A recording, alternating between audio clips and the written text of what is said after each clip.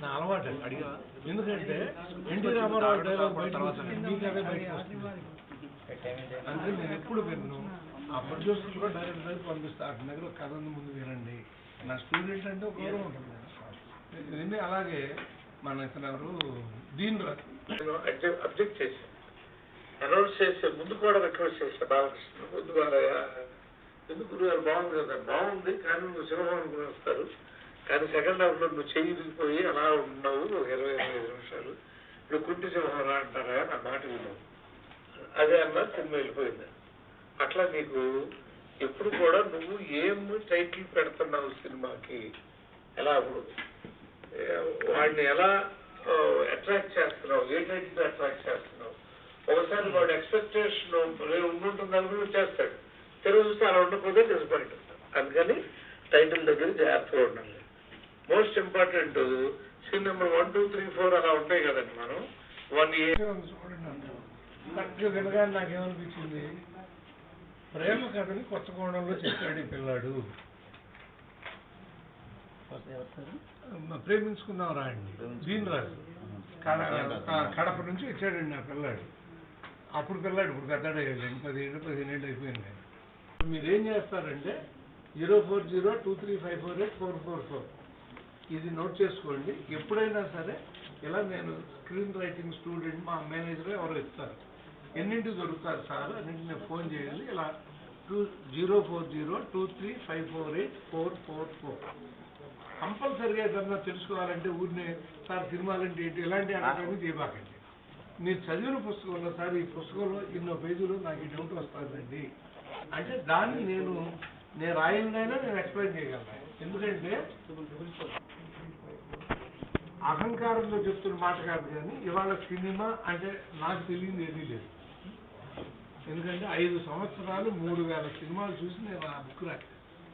అంటే నోట్స్ గబిక్కిని చెప్పలేకపోవచ్చు, కానీ ప్రతిదీ మీరేం చేస్తారంటే 0402354844 ఇది నోట్ చేసుకోండి. ఎప్పుడైనా సరే ఇలా నేను స్క్రీన్ రైటింగ్ స్టూడెంట్ మా మేనేజర్ ఎవరో ఇస్తారు, ఎన్నింటికి దొరుకుతారు సార్ అన్నింటి నేను ఫోన్ చేయాలి. ఇలా 0402354844 కంపల్సరిగా ఏదన్నా తెలుసుకోవాలంటే ఊరినే సార్ సినిమాలంటే ఏంటి ఇలాంటి అడగడానికి తీయబాకండి.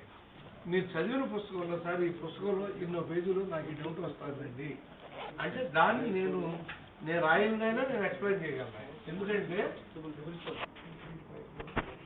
అహంకారంలో చెప్తున్న మాట కాదు, కానీ ఇవాళ సినిమా అంటే నాకు తెలియదు ఏదీ లేదు. ఎందుకంటే 5 సంవత్సరాలు 3000 సినిమాలు చూసి నేను ఆ బుక్ రాశాను. అంటే నోట్స్ గబిక్కిని చెప్పలేకపోవచ్చు, కానీ ప్రతిదీ కాకుండా అవును పొలిటికల్ లీడర్స్ లేకపోతే మన ఎమ్మెల్యేస్ కానీ ఎవరైనా కానీ సమాజంలో వాళ్ళు చేసే అకృత్యాలని ప్రధాన సూత్రంగా తీసుకుంటున్నారు. అట్లాగే అంటే చిన్న అత్యాస అనుకోండి ఏదైనా అనుకోండి, ఎన్టీ రామారావు లాంటి నటులు మనకి ముఖ్యమంత్రులుగాను అలాగాను వచ్చారు. అలాగే 10ంటికి వెళ్ళి తెల్లవారుజామున 5ంటికి ఎయిటింగ్ రూమ్ నుంచి వచ్చేవాడు.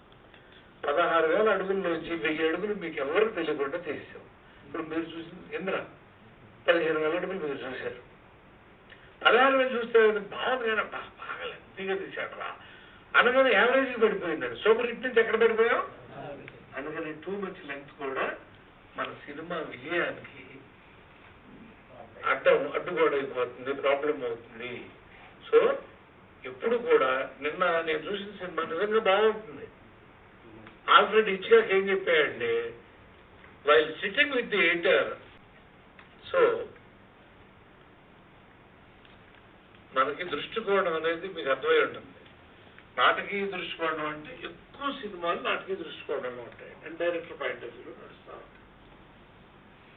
ఏంటి కథ నడుస్తూ ఉంటుంది అలా మనం వీఆర్ వాచింగ్. సడన్ గా ఎప్పుడో ఎవడో ఒక హీరో ఏం జరిగిందా అంటే కచ్చాకుమార్ అంటారు, నరసింహనాయుడు, ఖైదీలు చిరంజీవి, ఇంద్రాలో బండి చిరంజీవి చెప్పలేదండి. మొత్తం పురుష దృష్టికోణం కాదు, అప్రధాన పాత్ర ప్రథమ పురుష దృష్టికోణం. భరణి గారు అవునండి, దాసరి నారాయణరావు గారు అంటే ఇప్పుడు మనం వ్యక్తిగతంగా ఎవరి నుంచి మాట్లాడుకోకూడదు. ఇక్కడ ఆయన కూడా సినిమా అంతా అయిపోయిందో బయటకు వెళ్తుంటే కూడా మళ్ళీ ఆయనకు నీతి చెప్పాలనిపిస్తుంది, మళ్ళీ నుంచోబెట్టి చెప్తుంటాడు నీరు పాలైనా పాలు నీరైనా అని చెప్తుంటాడు. సరే ఆయన స్టైల్ ఆయన స్కూలు మనం ఎవరిని తప్పుపడడానికి లేదండి. ఎవరి స్కూల్లో వాళ్ళ ప్రజలు రంజింపు చేయగలిగితేనే తప్ప ఇప్పుడు నేను నల్లగా ఉన్నాను, పొట్టిగా ఉన్నాను, అనిప్రెస్గా ఉన్నాను, అది నా స్టైల్. ఇంకోళ్ళు అందంగా ఉండొచ్చు, ఇంకోళ్ళు ఇదిగా ఉండొచ్చు, అది వాడి స్టైల్. అలాగే నేను దాచుకున్నాను తప్పు చేయట్లేదు, కానీ ఆ మహానుభావుడు ఒక స్టైల్ అయింది. అలా చెప్పాలా, సినిమాను బయటికి వెళ్ళిపోతున్నాడు కూడా ఇంకా సినిమాలో 2 గంటలు ఛాన్స్ ఇచ్చాడు. పరీక్షల ముందు నేను ఎప్పుడు వాళ్ళకి చెప్తా, పరీక్ష ఒక రోజు ముందు రోజు రమ్మానండి అందరినీ.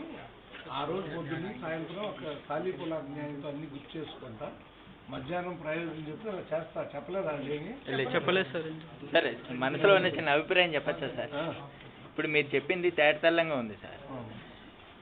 అంటే ఇంకోళ్ళు కించపరచడం అని అంటే ప్రస్తుతం అదే ఇదే.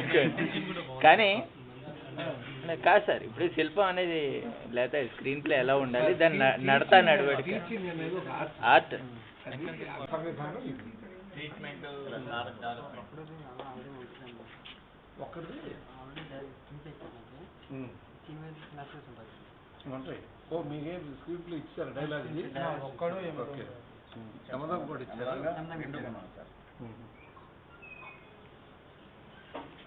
అంటే జర మా హ్యాండ్ రైటింగ్ స్క్రిప్ట్ నేనే సబ్మిట్ చేశాను. సార్ చిన్న డౌట్ సార్, చిన్నప్పటి నుంచి ఉంది, టీవీలో పని.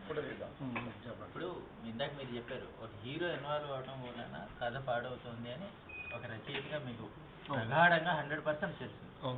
అలాంటప్పుడు మీరు రిసీవ్ చేస్తారు, రుద్రబాబు నాశనం అయిపోతాం అని. సినిమా ఫెయిల్ అయ్యేసరికి వాడు వెండి ఎలాగండి, వాడు హీరో కాబట్టి వాడి ఇది అది అంతా బాగుంటుంది. అప్పుడు దర్శకుడు పాపం తను ఫెయిల్ అవుతాడు కదా సార్. అలాంటప్పుడు సెకండ్ సినిమా కథలో అయినా రిఫ్యూజ్ చేయగలుగుతాడు, నువ్వు ఇన్వాల్వ్ చేయకపోతే నేను ఏదో సినిమా చేస్తాను అనే ఇది చెప్పగలుగుతా. ఇవన్నీ అందరూ ఉన్నప్పుడు మీరు మళ్ళీ లేచి 3 నిమిషాలు అందరూ 10ంటికి వెళ్ళి తెల్లవారుజామున 5ంటికి ఎయిటింగ్ రూమ్ నుంచి వచ్చేవాడు. 16,000 అడుగుల్లోంచి 1000 అడుగులు మీకు ఎవరికి తెలియకుండా చేసాం. ఇప్పుడు మీరు చూసింది ఇంద్ర 15,000 అడుగులు మీరు చూశారు. 16,000 చూస్తే బాగుంది, బాగా లెంతీగా తీశాడు రా అనగానే యావరేజ్ పడిపోయిందండి. సూపర్ హిట్ నుంచి ఎక్కడ పడిపోయాం? అందుకని టూ మచ్ లెంత్ కూడా మన సినిమా విజయానికి అడ్డుగోడైపోతుంది, ప్రాబ్లం అవుతుంది. సో ఎప్పుడు కూడా నిన్న నేను చూసిన సినిమా నిజంగా బాగుంటుంది. ఆల్ఫ్రెడ్ హిచ్కాక్ ఏం చెప్పాడంటే, while sitting with the editor,